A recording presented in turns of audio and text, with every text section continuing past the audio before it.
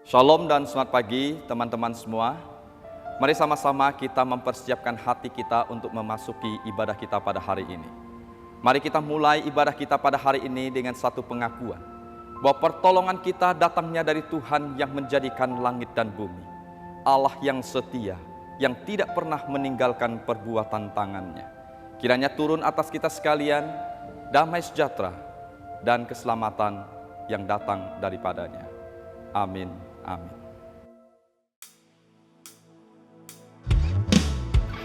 Halo teman-teman, mari kita siapkan hati kita untuk masuki ibadah pada hari ini. Dan biarlah kita hanya memuji satu nama yang kekal, yaitu Yesus Kristus.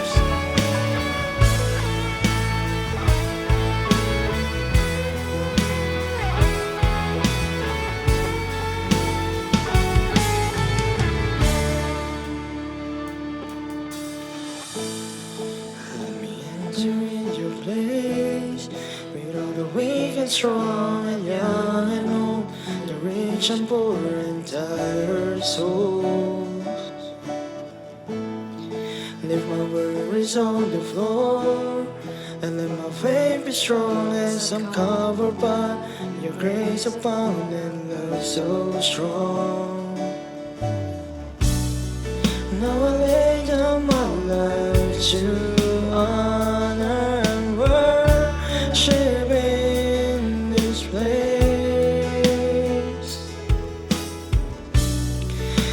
down on my knees to bring this offering and praise.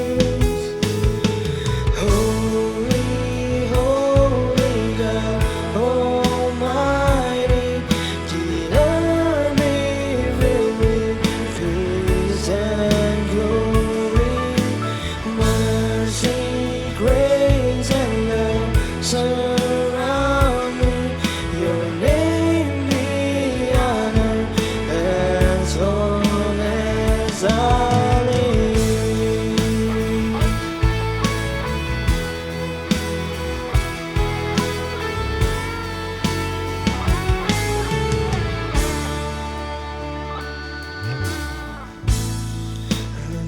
Entering your place with all the weak and strong and young and old, the rich and poor and tired souls. Leave my worries on the floor and let my faith be strong as I'm covered by your grace abound and love so strong. Now I lay down my life to honor and worship in this place, and I'm down on my knees to bring His offering and praise.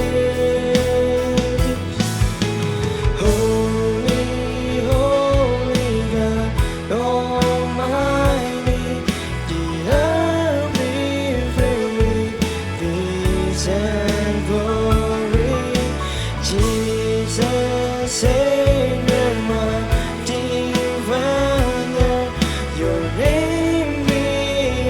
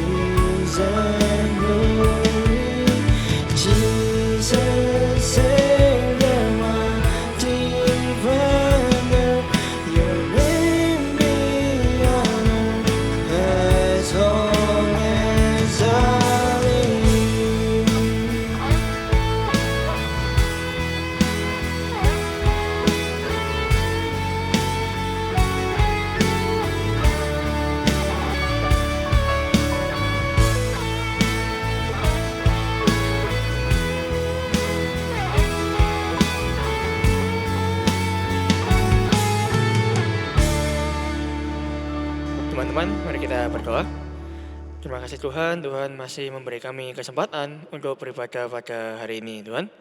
Dan sekali lagi kami akan memulai ibadah pada hari ini. Tuhan kiranya berkati jalannya ibadah ini dari awal hingga akhir.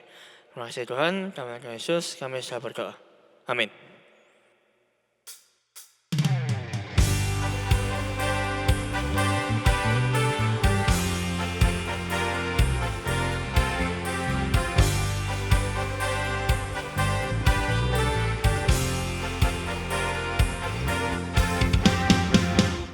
Mari kita mau sama-sama bersuka cita di hadapan Tuhan. Kita mau angkat pujian syukur kita di hadapannya. Sebab sungguh Dia sungguh baik dalam kehidupan kita.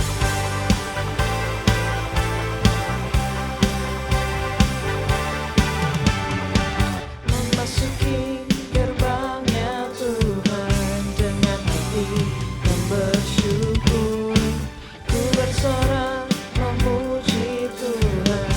Dialah sukacitaku, sebab Dia baik, Dia sungguh baik, kasih setianya untuk selamanya. Sebab Dia baik, Dia sungguh baik, kasih setianya kekal selamanya.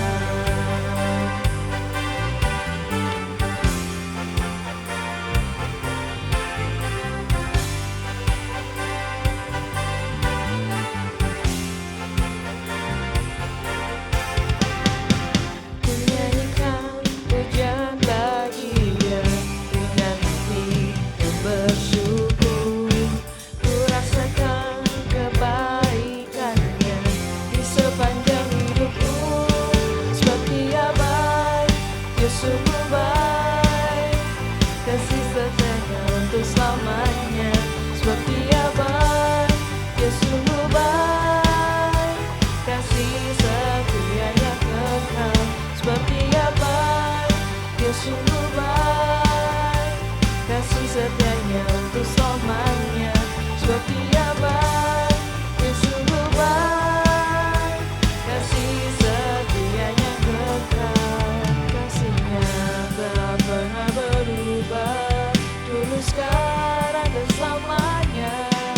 Terpujilah Tuhan, terpujilah Yesus, terpujilah Tuhan, terpujilah Yesus, terpujilah Tuhan, terpujilah Yesus.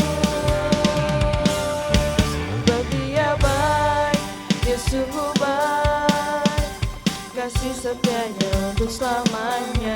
Sebab Dia baik, Dia sungguh baik, kasih setianya kekal.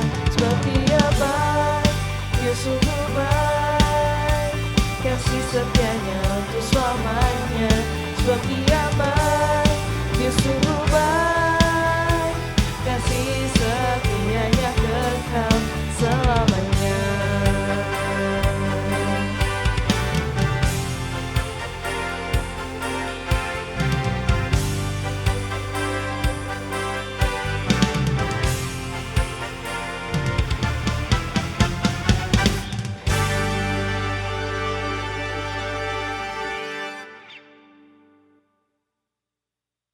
Selama setahun ini kami melewati berbagai macam percobaan dan Tuhan tetap memelihara kita hingga hari ini.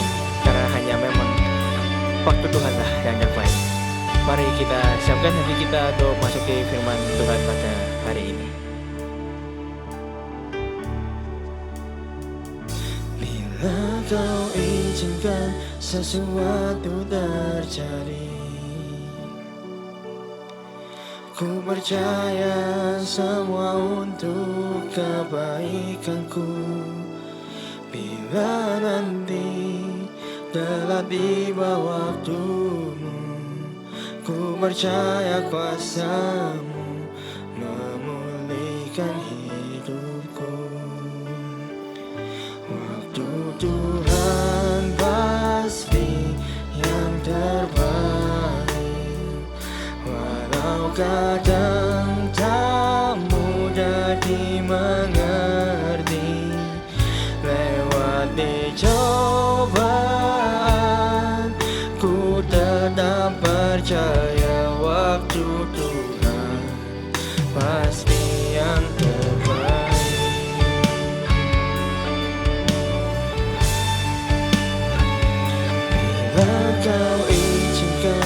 sesuatu terjadi.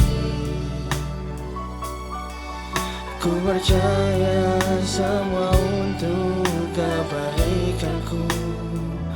Bila nanti telah tiba waktu, ku percaya kuasa-Mu memulihkan hidupku. Waktu Tuhan pasti yang terbaik, walau kadang tak mudah dimengerti. Lewati cobaan, ku tetap percaya waktu Tuhan pasti yang terbaik. Waktu Tuhan pasti yang terbaik, walau kadang tak mudah dimengerti. Lewati cobaan, ku tetap percaya waktu Tuhan pasti yang terbaik. Lewati cobaan, ku tetap percaya waktu Tuhan pasti yang terbaik.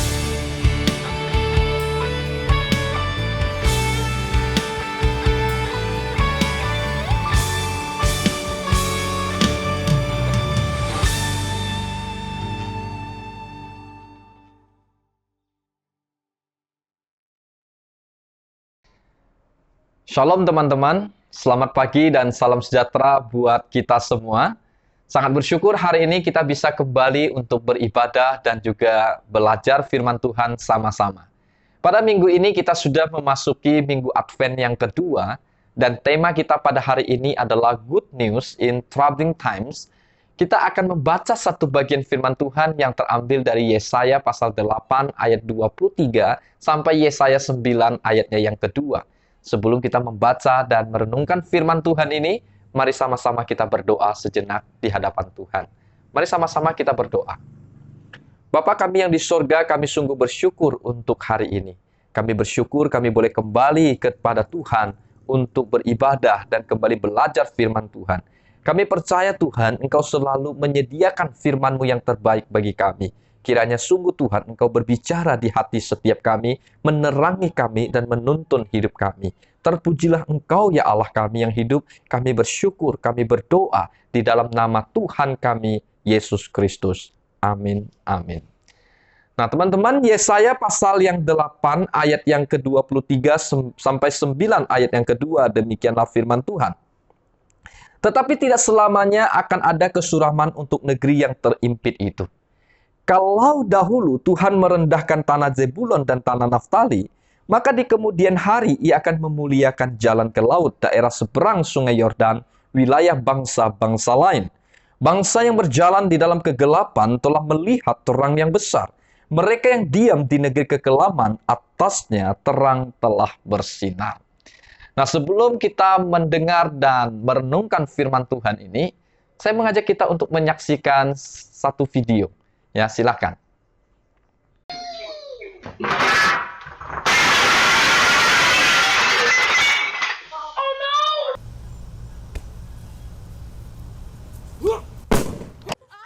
Hey, Gabby, hold on to the bat when you swing. You guys might want to back up.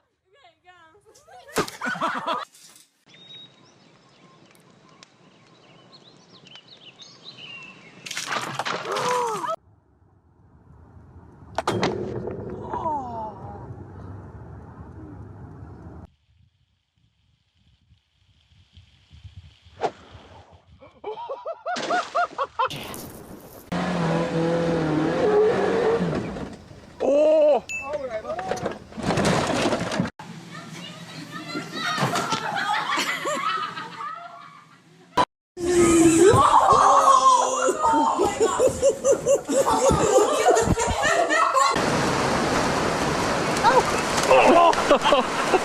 Teman-teman yang dikasihi Tuhan, pernahkah kita mengalami satu situasi atau kejadian seperti yang ditampilkan oleh video tadi. Sudah jatuh tertimpa tangga pula begitu ya. Nah, satu situasi kita merasa, oh apes banget hidup kita. Nah, teman-teman yang dikasihi oleh Tuhan, mungkin kita juga pernah mendengar istilah bahwa perjalanan hidup kita manusia itu bisa diibaratkan seperti roda yang berputar. Kadang di atas, kadang di samping, kadang di bawah. Ketika roda kehidupan membawa kita ke atas, ketika kita berhasil ada di puncak kesuksesan, kita berhasil di dalam ujian kita mungkin, kita berhasil di dalam pekerjaan kita mendapatkan nilai yang bagus, kita mendapatkan pekerjaan yang bagus, atau mungkin ketika kita nembak gitu ya, orang yang kita senangi begitu, lalu dia menerima cinta kita. Wah, ya, keberhasilan seperti itu tentu sangat membahagiakan dan menyenangkan. Nah, teman-teman yang dikasihi oleh Tuhan, ada kalanya kita merasa hidup itu seperti roda sedang memutar kita ke samping begitu. Lalu kita merasakan hidup ini terlalu flat, biasa aja, datar gitu. Sehingga kita merasakan hidup ini sangat membosankan. Lalu kita merasakan hidup ini seolah-olah tidak ada maknanya begitu kan. Tapi yang lebih parah adalah ketika roda kehidupan itu memutar kita ke bawah. Nah, di situ kita mengalami mungkin yang namanya kehilangan, mengalami kegagalan demi kegagalan. Misalnya kita gagal di dalam ujian, kita tidak naik kelas, kita gagal di dalam pekerjaan atau bisnis kita mengalami kesulitan keuangan, lalu atau mungkin ada anggota keluarga kita yang sakit atau kehilangan orang yang kita kasihi, atau mungkin momen-momen di mana kita harus patah hati atau kehilangan orang yang kita cintai, dikhianati mungkin. Nah, di kondisi seperti itu, tentu kita merasa hidup ini menjadi pahit, menjadi tidak mudah untuk kita jalani. Nah, teman-teman, ketika kita merasa roda kehidupan itu sedang membawa kita ke bawah, apa yang harus menjadi keyakinan kita? Apakah ada kabar baik dari Tuhan di tengah situasi sulit yang seperti itu? Sehingga bisa kita pegang agar kita mendapatkan kekuatan untuk bertahan, untuk berjuang di dalam kehidupan ini. Nah, teman-teman yang dikasihi oleh Tuhan, sebagai anak-anak Tuhan, ketika kita merasa bahwa hidup ini penuh dengan pergumulan begitu ya, kita perlu menyadari satu hal, bahwa yang bergumul dalam hidup ini ternyata bukan hanya kita sendiri. Ada juga orang lain, bahkan sangat banyak ya di dalam dunia ini yang mungkin bergumul dengan hal yang sama seperti kita. Atau mungkin bahkan pergumulan mereka itu jauh lebih menyedihkan daripada kita. Nah, di tengah kondisi yang seperti itu, ya, kita tentu merasa dihiburkan, dikuatkan. Ternyata aku tidak sendirian. Karena yang paling menyedihkan adalah ketika kita merasa kita punya masalah, punya pergumulan, rasanya semua orang baik, hanya aku saja yang menderita. Nah, itu yang membuat kita merasa tidak berdaya. Tapi ketika kita menyadari, oh ternyata enggak. Bukan saja aku yang menderita. Bukan aku saja yang mengalami kesulitan. Tetapi banyak orang di dalam dunia ini juga mengalami kesulitan. Ada banyak orang yang senasib dan sepenanggungan. Nah, teman-teman, kalau hari ini misalnya Anda bergumul dengan masalah jodoh gitu ya, kabar buruknya benar, kita belum punya pasangan, kita belum punya ya teman hidup, betul. Tetapi kabar baiknya adalah Anda tidak sendirian. Nah, berdasarkan sebuah statistik yang pernah disampaikan oleh Setipe ini adalah satu situs tentang perjodohan. Mereka melaporkan pada tahun 2016 yang lalu, ya sekitar 5-6 tahun yang lalu. Diperkirakan ada 18 juta orang di Indonesia yang berusia 35-49 tahun yang masih belum punya pasangan. Dan mereka itu merupakan bagian dari 59 juta orang yang masih single di usia produktif. Usia 15-49 tahun. Coba bayangkan. Dan angka ini meningkat tahun ini katanya 3,8%. Nah, teman-teman yang dikasihi oleh Tuhan, kalau hari ini Anda bergumul dengan masalah itu, Anda tidak sendirian. Lalu, misalnya di dalam hal yang lain, ketika Anda hari ini bergumul dengan masalah pekerjaan, ya, mungkin karena pandemi COVID-19 yang sulit ini, Anda kehilangan pekerjaan, Anda mengalami kesulitan keuangan, lalu Anda hari ini nganggur, begitu ya, lamar kerja sana-sini tidak diterima. Itu memang kabar yang tidak menyenangkan ya buat saudara. Tapi kabar baiknya adalah Anda tidak sendirian. Berdasarkan Badan Statistik Nasional gitu ya, Badan Pusat Statistik Nasional, di Indonesia ada sebanyak 29,12 juta orang yang hari ini tidak punya pekerjaan dan yang hari ini jadi pengangguran. Jadi Anda tidak sendirian, bersama dengan jutaan orang yang lain menghadapi pergumulan yang sama. Nah teman-teman, kalau hari ini pun engkau misalnya bergumul dengan masalah bisnis, bisnismu sepi, engkau merasa perjalanan hidupmu sangat menyedihkan begitu ya, karena ya pekerjaan sulit, bisnis sulit begitu kan. Saya ingin katakan itu memang betul kabar buruk bagi Anda. Tetapi kabar baiknya adalah Anda tidak sendirian. Nah, berdasarkan sebuah laporan dari CNN Indonesia, pada bulan September 2020 tahun ini, ada 60% ya, bisnis di Amerika itu sudah tutup secara permanen. Dan di Indonesia sendiri, ada satu asosiasi namanya Asosiasi UMKM, ketuanya yang bernama Iksan Ingratubun mengatakan, pada tahun 2020 ini, ada sekitar 30 juta UMKM yang bangkrut karena COVID-19. Ini sebuah kabar buruk. Tapi kabar baiknya adalah kita tidak bergumul sendirian. Nah teman-teman yang dikasih oleh Tuhan, apapun pergumulan hidup kita saat ini, ketika kita bergumul dengan masa-masa yang sulit dalam kehidupan kita di tengah dunia ini, sesungguhnya ya Anda tidak sendirian. Ada banyak orang mengalami pergumulan yang sama. Dan kalau teman-teman ingin tahu, Tuhan kita yang di sorga pun bergumul dengan kehidupan manusia di dunia ini. Yang membedakan hanyalah konsen dan perhatiannya yang berbeda. Ketika kita bergumul, kita memperhatikan apa yang ada di dalam dunia ini. Tapi di saat yang sama, Tuhan sedang bergumul memperhatikan kehidupan saudara dan saya.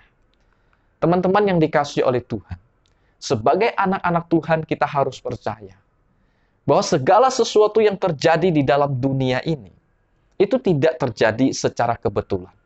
Itu terjadi bukan tanpa maksud dan tujuan.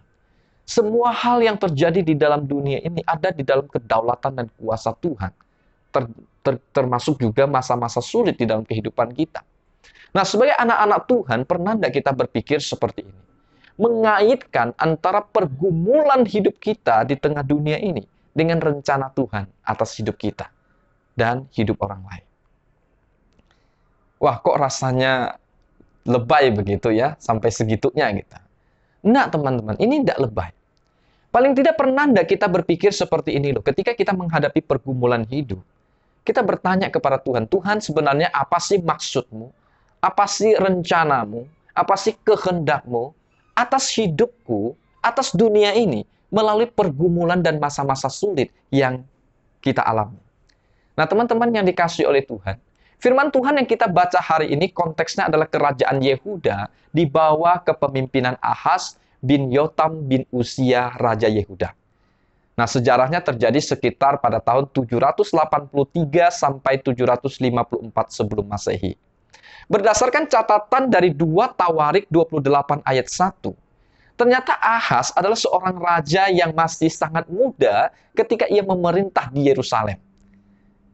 Firman Tuhan berkata dia menjadi raja pada usia 20 tahun dan hanya memerintah 16 tahun sebagai raja di kerajaan Yehuda di Yerusalem. Ini artinya Ahaz pada waktu itu adalah seorang anak muda. Usianya mungkin seperti saudara. Nah, di usianya yang sangat muda ini, ternyata Ahaz juga yang memiliki pergumulan yang sangat berat. Sebagai seorang raja pada waktu itu, Ahaz sedang menghadapi satu peperangan yang bagi dia sangat mengerikan dan sangat menakutkan. Di dalam Yesaya pasal yang ke-7 dikatakan bahwa pada waktu itu, Ahaz dan kerajaan Yehuda sedang dikepung oleh 2 kerajaan tetangganya, yaitu kerajaan Aram dan juga kerajaan Israel. Mereka bersekutu ya untuk memerangi kerajaan Yehuda. Dan firman Tuhan katakan ketika Ahaz dan rakyat Yehuda menghadapi kondisi peperangan seperti itu, Hati daripada Ahaz dan rakyat Yehuda itu mengalami ketakutan dan kegentaran yang luar biasa, sehingga mereka dikatakan itu seperti pohon di hutan yang bergoyang ditiupkan angin. Nah, teman-teman yang dikasihi oleh Tuhan, yang menarik perhatian saya dari bagian firman Tuhan ini adalah ketika Ahaz dan Yehuda sedang bergumul dengan masalah peperangan, ketika Ahaz dan rakyat Yehuda sedang bergumul menghadapi musuh begitu, lalu kemudian mereka itu mengalami ketakutan. Ya, ketakutan mungkin takut karena tahtanya dirampas, kerajaannya runtuh. Ya, takut, ya tidak memiliki rasa aman segala macam. Pada waktu Ahaz dan rakyat Yehuda bergumul dengan masalah tahta, dengan ekonomi, dengan masalah militer, dengan masalah politik, dengan masalah keamanan, pada saat yang sama mereka melupakan hal yang terpenting dalam hidup mereka. Mereka melupakan kehidupan sosial mereka. Mereka melupakan kehidupan moralitas mereka. Mereka melupakan yang namanya kehidupan rohani mereka. Mereka lebih bergumul tentang hal-hal yang bersifat duniawi itu daripada kehidupan moralitas dan spiritualitas mereka.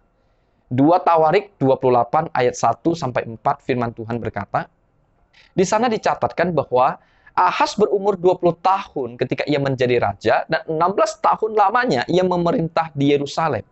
Ia tidak melakukan apa yang benar di mata Tuhan seperti Daud, bapa leluhurnya. Tetapi ia hidup menurut kelakuan raja-raja Israel. Bahkan ia membuat patung-patung tuangan untuk para Baal. Ia membakar juga korban dilebak di Ben Hinnom dan membakar anak-anaknya sebagai korban dalam api sesuai dengan perbuatan keji bangsa-bangsa yang dihalaukan Tuhan dari depan orang Israel. Teman-teman, kalau kita memperhatikan kehidupan Ahaz dan rakyat Yehuda, masa-masa sulit yang Tuhan izinkan terjadi ini bukan tanpa maksud, bukan tanpa tujuan.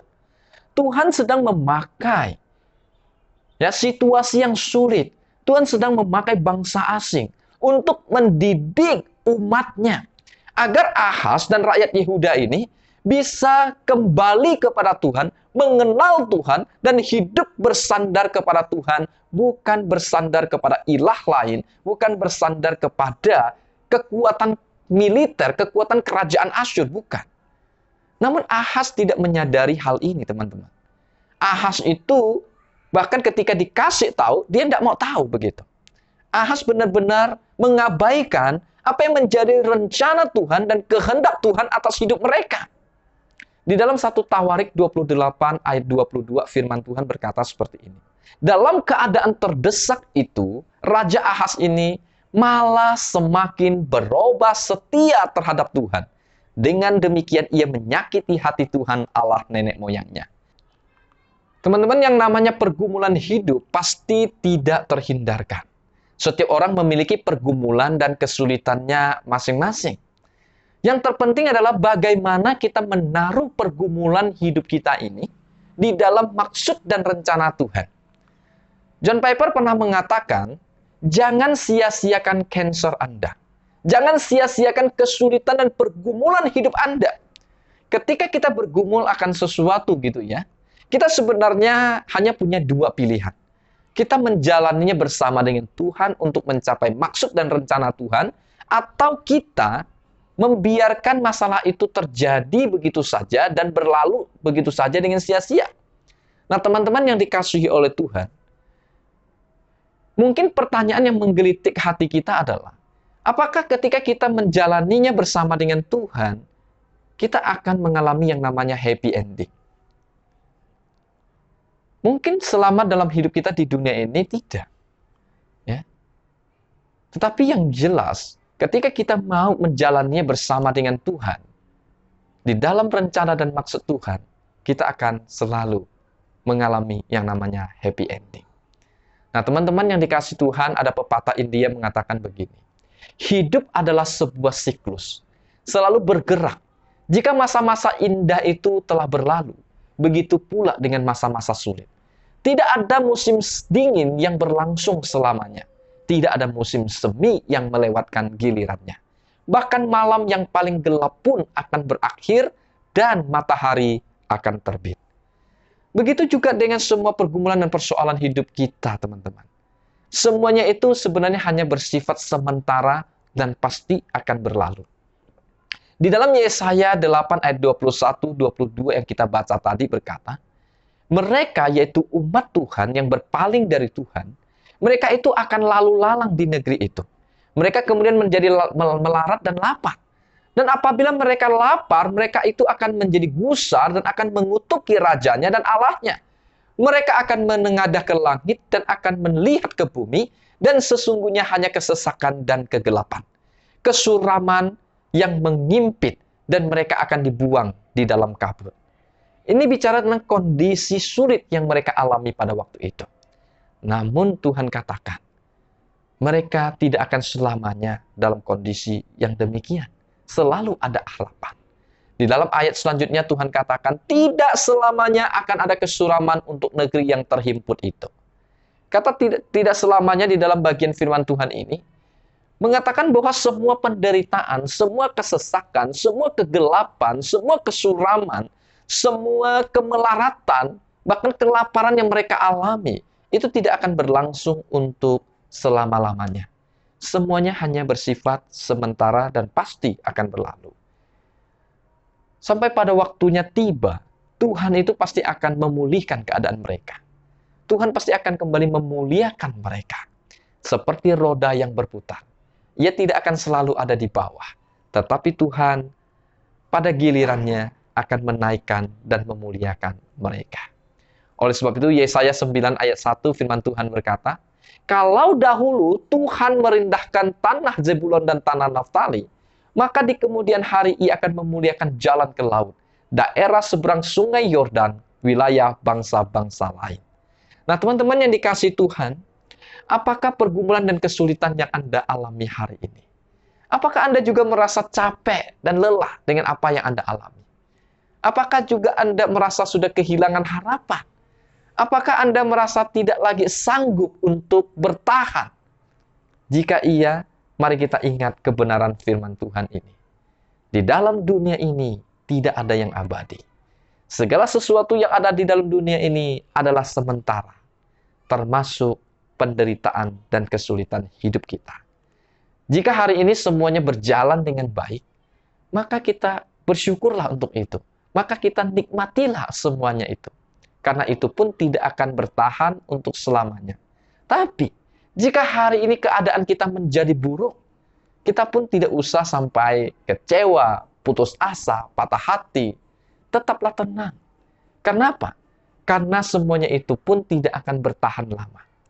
Di dalam Tuhan selalu ada pengharapan. Di dalam Yesaya 9 ayat 2 firman Tuhan berkata, bangsa yang berjalan di dalam kegelapan telah melihat terang yang besar. Mereka yang diam di negeri kekelaman atasnya terang telah bersinar.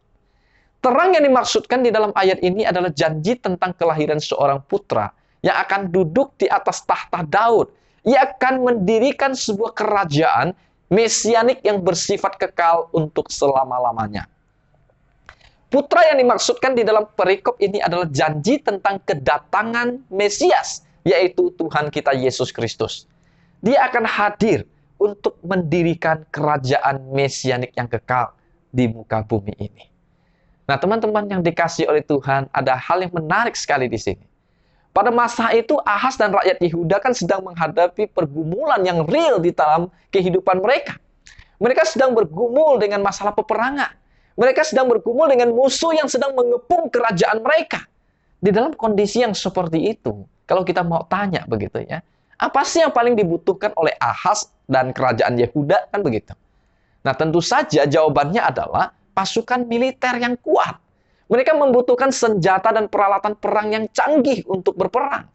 Mereka juga membutuhkan mungkin para jenderal, para prajurit yang hebat, kekuatan dan kemampuan untuk menghalau musuh, untuk mengalahkan musuh. Itu yang mereka butuhkan. Nah, selain itu, pada waktu itu rakyat Yehuda juga sedang bergumul dengan masalah ekonomi, masalah sosial, masalah kelaparan, kemelaratan, penderitaan. Mereka menghadapi semuanya itu. Apa yang paling mereka butuhkan pada saat itu? Dalam kondisi yang demikian, tentu saja jawabannya adalah logistik, makanan, minuman, pakaian, tempat tinggal, kebebasan, rasa aman, kemerdekaan. Itu yang mereka butuhkan. Tetapi yang menarik adalah kenapa di sini ketika Raja Ahaz dan rakyat Yehuda bergumul dengan masalah-masalah yang real dengan kehidupan, kabar baik yang diberitakan bukanlah jawaban atas pergumulan itu, melainkan janji tentang kedatangan Mesias. Secara sekilas kan rasanya itu antara masalah mereka yang mereka hadapi dengan solusi yang Tuhan tawarkan itu enggak matching begitu.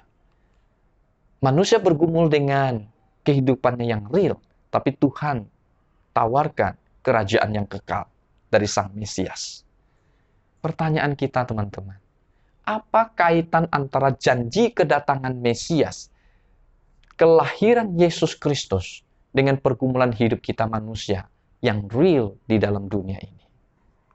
Teman-teman, bangsa Israel dan rakyat Yehuda bukan pertama kali berada dalam kondisi yang demikian. Mereka sudah berulang kali menghadapi persoalan yang sama. Di dalam sepanjang sejarah, Tuhan pun sudah berulang-ulang sebenarnya hadir dengan berbagai cara, dengan berbagai macam perbuatan yang ajaib untuk menyelamatkan umatnya. Menyelamatkan mereka dari perbudakan, menyelamatkan mereka dari penjajahan, menyelamatkan mereka kemiskinan, kelaparan, dan lain sebagainya. Namun solusi-solusi yang selama ini Tuhan berikan ternyata tidak membuat bangsa Israel ini bertobat dan hidup lebih baik.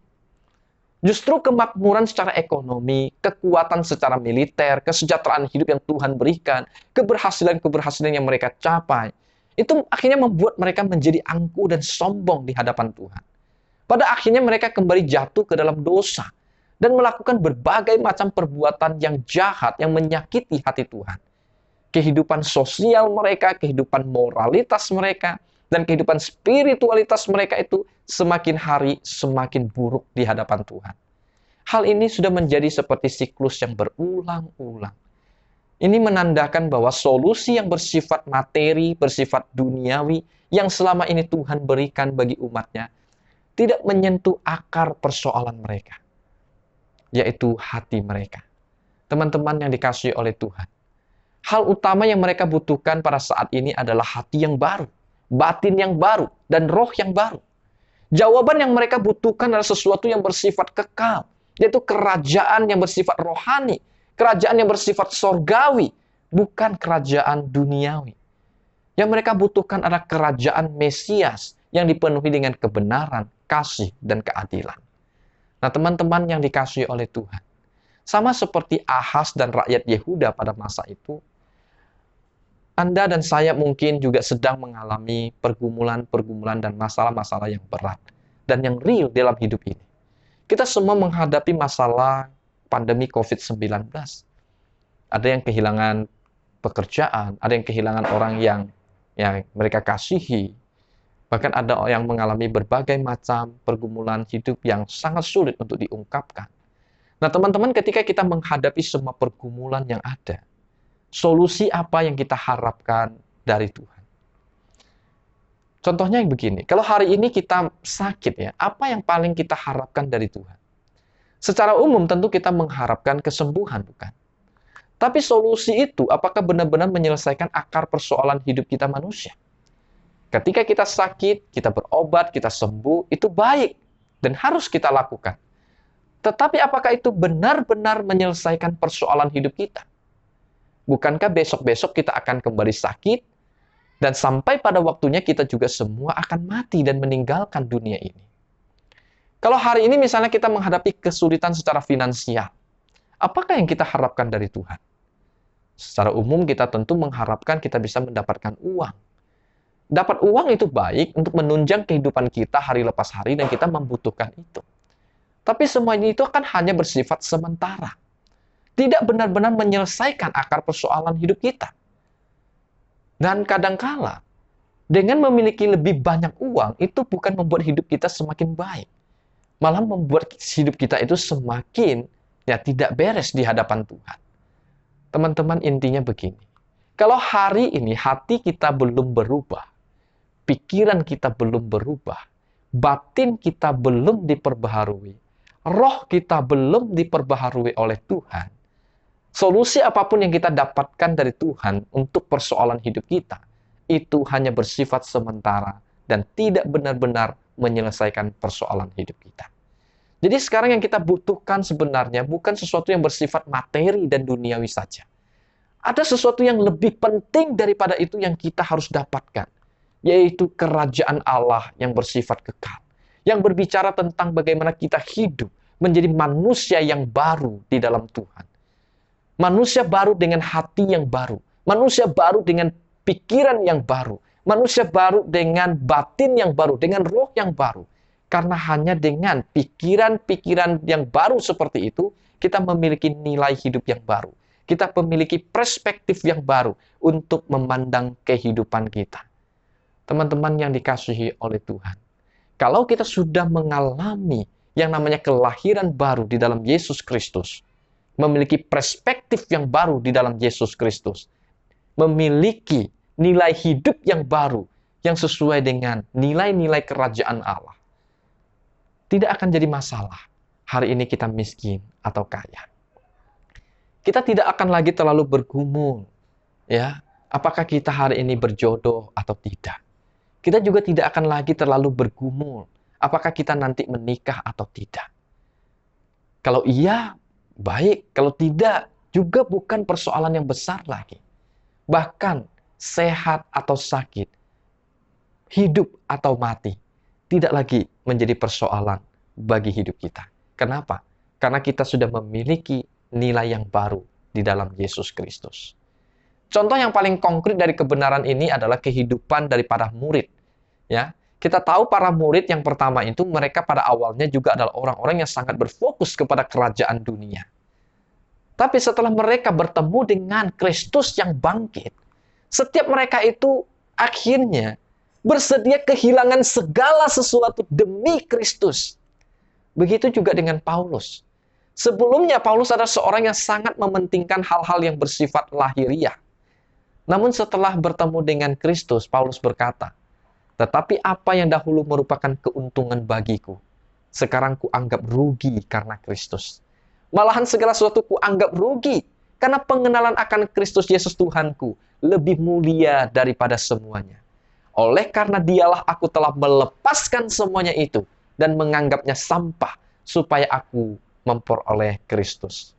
Nah, teman-teman yang dikasihi oleh Tuhan, di tengah segala pergumulan hidup kita hari ini, yang kita butuhkan bukan hanya solusi yang bersifat sementara, duniawi, materi, dan jasmani saja.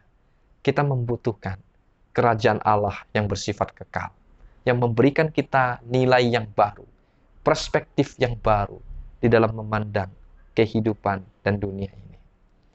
Nah, teman-teman yang dikasihi oleh Tuhan, Blaise Pascal pernah mengatakan kalimat ini. Dalam hati manusia ada ruang kosong yang hanya bisa diisi oleh Allah. Apapun yang kita dapatkan dari dunia ini tidak akan pernah mengisi kekosongan hati kita. Sebaliknya hanya akan menambah kehausan batin kita. Seperti kita minum air garam. Semakin minum, semakin haus. Hanya Allah yang dapat mengisi ruang kosong itu. Jika Allah sendiri tidak pernah bisa memuaskan kita, maka tidak ada satu apapun di dalam dunia ini yang dapat memuaskan kita. Teman-teman yang dikasihi oleh Tuhan, hari ini apakah engkau sedang berada dalam pergumulan dan kesulitan? Apakah yang menjadi persoalan utama hidupmu? Solusi apa yang engkau harapkan dari Tuhan? Selama hati kita belum diperbaharui, selama nilai hidup kita belum berubah, selama perspektif kita tentang dunia dan kehidupan ini belum berubah, apapun solusi yang kita dapatkan dari Tuhan tidak benar-benar menyelesaikan persoalan hidup kita. Kita akan mengalami siklus-siklus kehidupan yang sama. Kita akan merasa hidup ini penuh dengan ketidakpuasan. Hidup ini penuh dengan ketidakbermaknaan dan sia-sia. Teman-teman yang dikasihi oleh Tuhan, di dalam pergumulan hidup yang kita alami hari lepas hari, yang real, apapun itu, solusi yang paling tepat adalah seperti yang Tuhan janjikan, yaitu kelahiran Yesus Kristus. Jika hari ini Anda merasa Yesus itu tidak cukup untuk menjawab persoalan hidupmu, maka tidak ada jawaban apapun di dalam dunia ini yang dapat menyelesaikan persoalan hidupmu. Yesus adalah satu-satunya jawaban dan harapan atas semua persoalan hidup kita. Teman-teman yang dikasihi Tuhan, Yesus adalah satu-satunya jawaban dan harapan atas hidup kita. Amin. Mari kita berdoa. Bapa kami yang di sorga, kami bersyukur untuk hari ini. Kami bersyukur untuk firman-Mu yang boleh kembali mengingatkan kami. Ketika kami bergumul dalam kehidupan kami Tuhan, kami tidak sendirian. Ada banyak orang memiliki pergumulan yang sama dengan kami. Bahkan Tuhan Engkau di sorga juga bergumul untuk keadaan kami. Tuhan, ketika kami bergumul di tengah hidup kami tahu selalu ada harapan di dalam Tuhan. Apapun yang terjadi dalam hidup kami hanyalah bersifat sementara dan pasti akan berlalu ya Tuhan. Tolonglah kami Tuhan untuk menyadari kebenaran ini. Dan biarlah Tuhan di dalam setiap pergumulan yang kami alami dan hadapi, kami menyadari satu hal, solusi dan jawaban yang utama atas hidup kami bukanlah jawaban atas persoalan-persoalan yang kami hadapi, tetapi adalah Yesus Kristus yang hadir memperbaharui hidup kami, menjadikan kami anak-anak Tuhan yang memiliki hati yang baru, memiliki nilai hidup yang baru, perspektif hidup yang baru di dalam memandang segala persoalan yang terjadi. Sehingga kami dapat membawa hidup kami Tuhan untuk hidup dalam rencana-Mu dan kehendak-Mu. Dan melalui semua peristiwa yang kami alami, kami dapat hidup semakin serupa dengan Kristus dan memuliakan Tuhan. Terima kasih Bapa, terima kasih untuk firman-Mu pada hari ini. Di dalam nama Tuhan kami Yesus Kristus, kami mengucap syukur dan kami berdoa. Amin. Amin. Terima kasih kepada penginjil Fam Jitung untuk kebenaran firman Tuhan yang diberitakan. Biarlah kita pun sebagai anak-anak muda terus belajar untuk bersandar sama Tuhan. Mari teman-teman, saya mau mengajak setiap kita untuk bersyafaat bersama. Kita akan mendoakan beberapa pokok doa. Mari kita berdoa.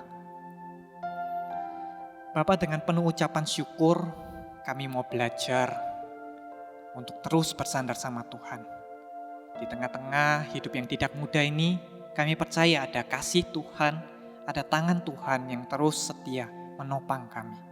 Oleh sebab itu Tuhan, kami mau berdoa menyerahkan untuk rekan-rekan saudara seiman kami yang mungkin saat ini sedang bergumul, yang sedang mengalami duka karena ditinggal oleh orang yang mereka kasihi. Kiranya kasih setia dari Tuhan, penghiburan dari Tuhan, itulah yang senantiasa menyertai mereka dimanapun mereka berada. Bapak, kami juga mengucap syukur untuk mungkin saudara seiman kami yang juga menerima hadiah dari Tuhan, adanya anggota keluarga yang baru. Kami mengucap syukur untuk setiap pertolongan Tuhan yang Tuhan anugerahkan kepada setiap dari mereka. Sehingga di masa pandemi seperti ini, hadirnya anggota keluarga yang baru pun menjadi sukacita tersendiri bagi setiap mereka. Bapak, kami juga terus berdoa untuk bangsa dan negara kami, menyerahkan untuk masa-masa perayaan ibadah Natal dan Tahun Baru ini, kiranya Tuhan sendiri juga yang jaga, Tuhan sendiri yang topang. Biarlah kondisi ini tidak semakin memperburuk kondisi yang ada, tetapi justru ada tangan kasih Tuhan yang menaungi bangsa dan negara kami, sehingga apa yang kami khawatirkan adanya gelombang ketiga itu tidak terjadi. Bapak, kami juga mengucap syukur untuk komunitas Teens and Youth yang ada di gereja kami. Kami mengucap syukur kalau Tuhan boleh berikan kami kesempatan untuk boleh bertumbuh dan mengenal Engkau melalui komunitas ini. Kami mau menyerahkan semuanya dalam tangan Tuhan, menyerahkan untuk teman-teman seiman kami, menyerahkan para pemimpin rohani kami. Kiranya Tuhan sendiri yang menolong setiap dari mereka, dimanapun mereka berada dengan pergumulan mereka masing-masing. Kami mau serahkan setiap seruan doa kami ini dengan satu keyakinan, bahwa Tuhan akan menjawab setiap doa kami tepat pada waktumu. Terpujilah namamu ya Tuhan, di dalam satu nama Yesus Kristus. Kami sudah berdoa, kami sudah mengucap syukur. Amin. Teman-teman, mari kita bangkit berdiri. Bersama dengan seluruh umat percaya di segala tempat dan zaman, kita mau mengakui pengakuan iman kita. Pengakuan iman rasuli. Aku percaya kepada Allah, Bapa yang Maha Kuasa, Halik langit dan bumi, dan kepada Yesus Kristus, Anaknya yang tunggal Tuhan kita, yang dikandung dari Roh Kudus, lahir dari anak darah Maria, yang menderita sengsara di bawah pemerintahan Pontius Pilatus, disalibkan, mati dan dikuburkan, turun ke dalam kerajaan maut, pada hari yang ketiga, bangkit pula dari antara orang mati, naik ke surga, duduk sebelah kanan Allah, Bapa yang Maha Kuasa. Dan dari sana ia akan datang untuk menghakimi orang yang hidup dan yang mati. Aku percaya kepada Roh Kudus, gereja yang kudus dan am, persekutuan orang kudus, pengampunan dosa, kebangkitan tubuh, dan hidup yang kekal. Amin. Mari sama-sama kita mau meresponi firman Tuhan, bila kita boleh memakai seluruh kehidupan kita untuk memuliakan Dia. As long as Holy, holy God Almighty, the earth filled with praise and glory. Jesus, Savior, my defender, your name be honored as long as I live.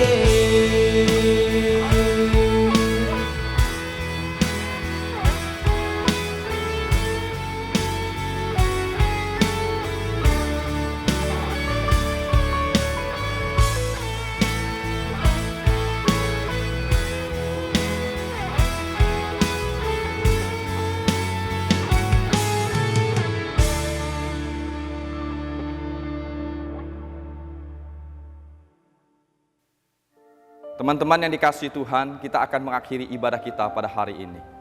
Mari sekali lagi arahkanlah hatimu kepada Tuhan dan terimalah berkat yang datang daripadanya.